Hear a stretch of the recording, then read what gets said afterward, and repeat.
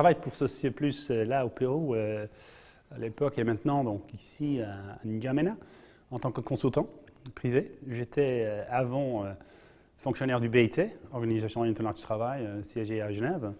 Et j'ai coordonné le programme global, en fait, sur la promotion de l'emploi vert depuis 2009. C'était une initiative nouvelle du BIT.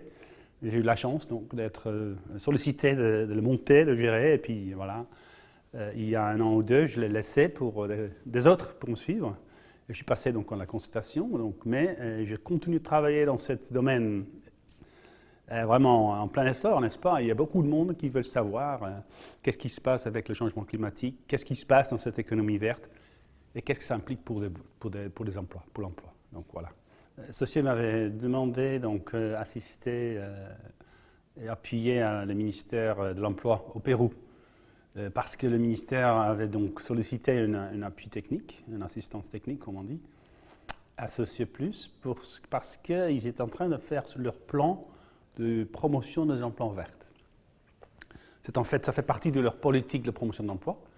Ils avaient compris que, bon, dans l'économie verte, il y a beaucoup de potentiel, peut-être aussi des contraintes.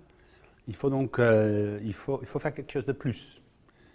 Et donc, ils avaient sollicité cela. D'abord, faire une espèce d'introduction, une orientation du personnel et aussi des vice-ministres pour vraiment comprendre le concept et les potentialités dans le secteur, comme l'énergie renouvelable, comme le tourisme, comme l'agriculture.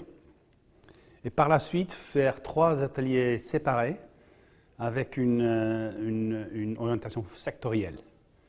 Donc, après ce premier atelier d'orientation générale, on a fait un atelier sur la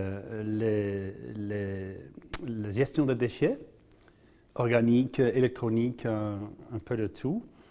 On a fait un autre atelier sur l'écotourisme, ou le tourisme durable, comme ils le nomment là-bas. Où sont les emplois dans cette économie verte, dans la gestion des déchets? Où sont les emplois verts dans le tourisme durable? Et quatrième atelier va être réalisé en janvier sur la gestion des forêts. Donc là aussi, surtout au Pérou, énormément de challenges, de contraintes dans la déforestation et donc l'exploitation des forêts de manière presque informelle souvent. Donc là aussi, un grand sujet, un grand souci d'ailleurs aussi pour le gouvernement. 3 ateliers jusqu'alors, encore une autre à suivre.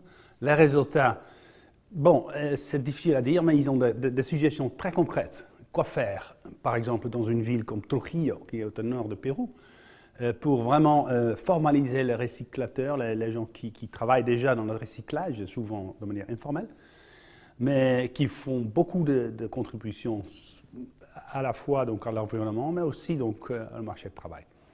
Comment les formaliser, comment améliorer les conditions de vie, et comment faire en sorte qu'ils sont respectés dans leur travail, et faire encore mieux pour donc, gérer ces types de déchets. Donc, ce petit atelier, je crois que ça vaut la peine. Beaucoup apprécié, beaucoup de participation active aussi. Hein. La méthodologie est très interactive, donc ça vraiment engage des gens. Et on a eu la chance qu'un de ces ministres de l'Emploi à l'époque, qui était encore là, avait un fort intérêt lui aussi. Donc il est venu assister à un jour de plus. On a fait un forum national.